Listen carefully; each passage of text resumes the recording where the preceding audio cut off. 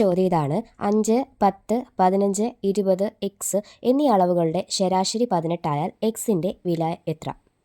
അപ്പോൾ നമുക്കറിയാം ശരാശരി കണ്ടുപിടിക്കാനുള്ള ഇക്വേഷൻ ആകെ തുക ബൈ എണ്ണമാണ്. അപ്പോൾ ഇതിൻ്റെ ആകെ തുക ബൈ എത്ര എണ്ണം ഉണ്ട്? ഇത് 1, 2, 3, 4, 5 5 എണ്ണം ഈക്വൽ ടു നമുക്ക് ആൻസറും അറിയാം. ശരാശരി എത്രയാണ്? 18 ആണ്. അപ്പോൾ നമുക്കത് എഴുതാം. 5 + 10 + 15 + 20 + എക്സ് ബൈ എത്ര എണ്ണം ഉള്ളത്? എണ്ണം എത്രയാണ്? 5 എണ്ണം അല്ലേ? 5 ഈക്വൽ ടു എത്രയാണ്? 18. ഇനി ഇതെല്ലാം കൂടി കൂട്ടുമ്പോൾ എത്ര കിട്ടും? 50. 50 + എക്സ് ഈക്വൽ ടു ഈ 5നെ ഈക്വൽ ടുവിന് അപ്പുറത്ത് കൊണ്ടുപോകുമ്പോൾ നമുക്ക് എന്ത് ചെയ്യാൻ പറ്റും? മൾട്ടിപ്ലൈ ചെയ്യാൻ പറ്റും അല്ലേ? അപ്പോൾ 18 × 5 എത്രയാണ്? 90 ഈക്വൽ ടു 90 എന്ന് കിട്ടി. ഇനി എന്ത് ചെയ്യുക? എക്സ് ഇവിടെ ഇടുക, 19 കൊടുക്കുക.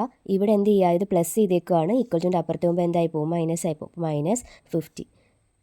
അപ്പോൾ എത്ര കിട്ടും? 90 ന് 50 പോകുമ്പോൾ എത്രയാണ്? 40 ആണ് ഇവിടുത്തെ ആൻസർ. 40 ആണ് എക്സിൻ്റെ വാല്യൂ. നമുക്ക് കണ്ടുപിടിക്കേണ്ടത് എന്താണ്? എക്സിൻ്റെ വാല്യൂ അല്ലേ? അപ്പം എക്സിൻ്റെ വാല്യൂ എത്രയാണ്? 40 ആണ്. ആൻസർ 40.